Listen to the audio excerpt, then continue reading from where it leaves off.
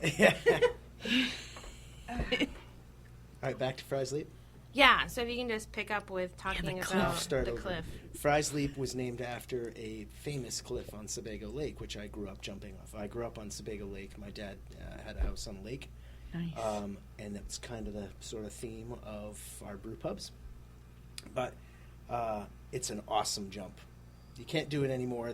It's against the law. There's a sheriff up there. But those people that know Fry's Leap love Fry's Leap, and it's really the same with the beer. Maine's legendary IPA. Yes, I saw that. I was actually going to comment on the fact.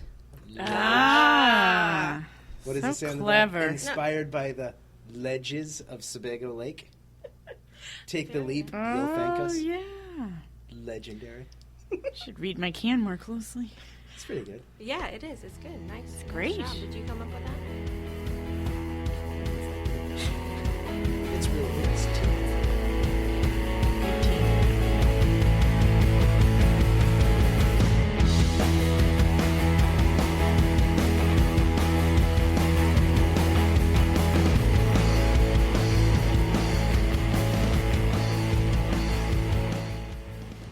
Hey everyone, Amanda here. Welcome to another episode of Great Beer Adventure. We missed you.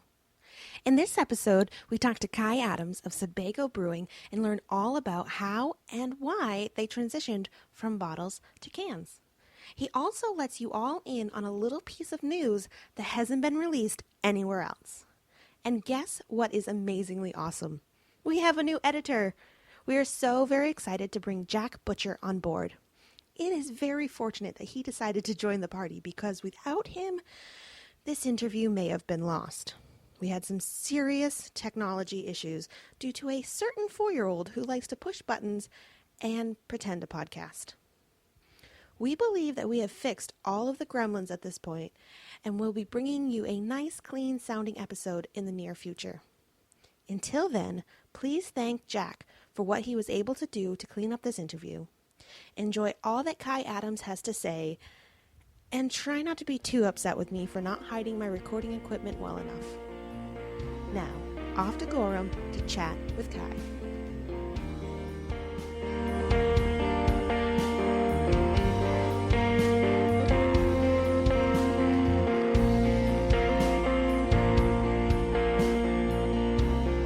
Hello everyone, I am sitting in Gorham, Maine at the Sebago Brewing with my good friend Jane, and we are sitting here today with Kai Adams. Welcome to the show, Kai. Hi, Jane and Amanda. This is awesome. It is. It's like 3 months in the making. Yeah. It has taken a while, yes. We spoke about talking before we even went on the airs officially. So it's been a while. But we're here now, and I'm excited to talk about what you guys are doing, which has also been months in the making. So it's all coming together at the same time. Years. We're in our 17th year. Well, yes. To Isn't get that all the way crazy? here, it is. That It is is crazy. We've been here in this building for 10 years. Wow. That's pretty intense. Yeah. It's a great spot. It is a great spot. We've outgrown it, though, and it's time to make provisions to grow. Just because craft beer is growing, and it's so awesome, and consumers are so knowledgeable, and their palates are even better than I could have even imagined 10 years ago. It's awesome. I think that is... Yeah, and they're happy. Let's toast to craft beer people everywhere. Cheers. Cheers, everyone. Cheers to It's hard to craft hear beer a can people when it everywhere. cheers, but that's what it sounds like. That is true. Today we will be talking about cans and why you guys decided to move in that direction. But first, we've got a few things we need to cover. The first thing that I do is I tell you a little bit about yourself, just in case you're curious what's out there on Google. Yes. So I found that Sebago, you are one of the 3 co-founders of the brew pub that started back in 1998, and you are now sitting as VP of not only Sebago Brewing, but also of the VP of the board of the Maine Brewers Guild. Yes, indeed. And I also found that you are a father, husband, and from personal experience, I know that you like to dance.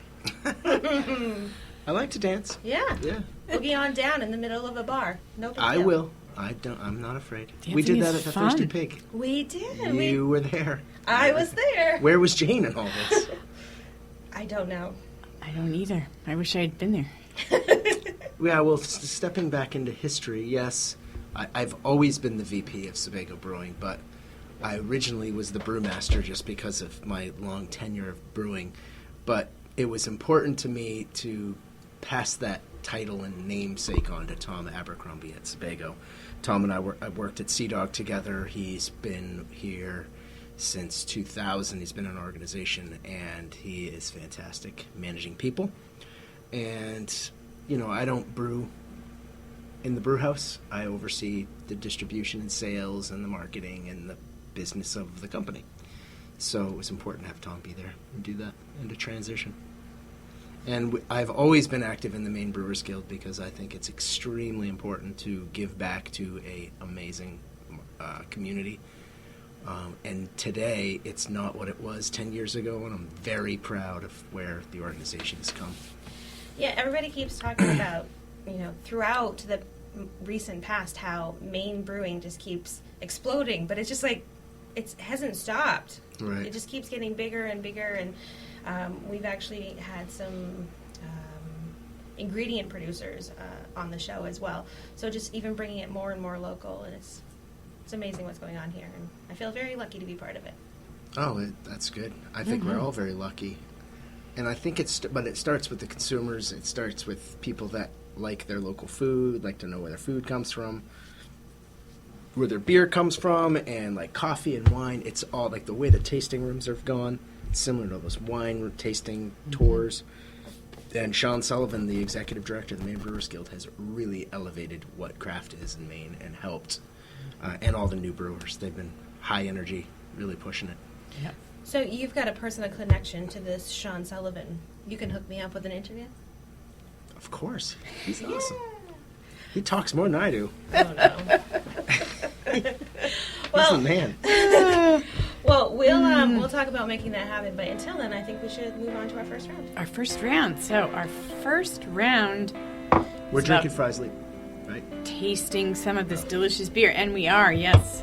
I interrupted you, James. No, that's okay. She We was have going for been the sample glass. we have been drinking Fries Leap IPA. Where did you get that, James? It's fresh, isn't this really It like right today? off the canning Fresh line. off the canning line. That's the coldest tasting Fries Leap I've ever had. Yeah, it It's was 29 literally, degrees. we walk into the brewery and he goes, "We need a beer," and he walks back to which ones are the coldest, and pulls Right. them and gives them right and to it's us. got today's date on it. It's really, we're my- really spoiled with the ultra fresh beer. Might be the freshest beer I've ever had. Thank you. That should be your goal. The freshest beer I've ever had. Freshest beer I've ever had. Yes.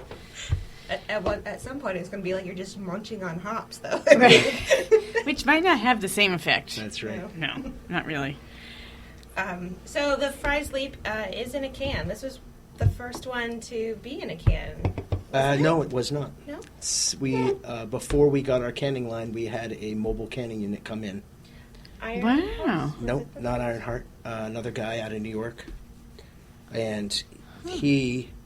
That's nice sunlight on her, isn't it? We're taking pictures, It's folks. angelic.